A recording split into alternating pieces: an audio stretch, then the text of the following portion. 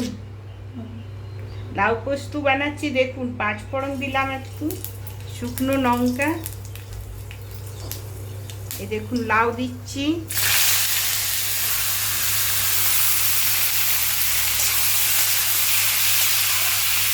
ভালো করে নেড়ে চেড়ে নুন দিয়ে সেদ্ধ হবে।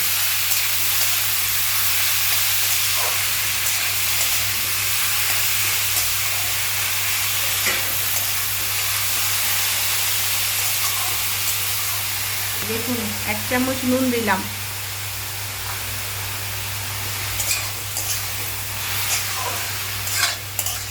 ভালো করে নেড়ে আর জল দিয়ে দেবো, সেদ্ধ হবে, তারপরে পোস্ত দিয়ে নামিয়ে দেবো।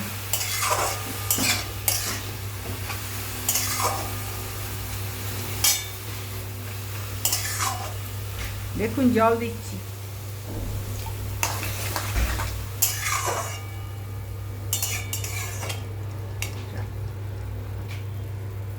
ঢাকাটা দিলাম, সেদ্ধ হবে। 5 মিনিট পর আবার আসছি।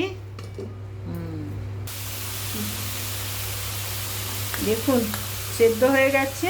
এই পোস্ত বাটা দিচ্ছি, এতে 2টো লঙ্কা দেওয়া হয়েছে, আপনারা যেমন ঝাল খাবেন সেইভাবে দেবেন। দেখুন পোস্ত বেনে গেছে,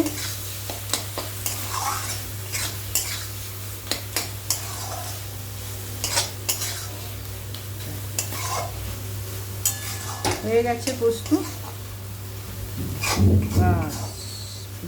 লাউ পোস্ত বেনে গেছে।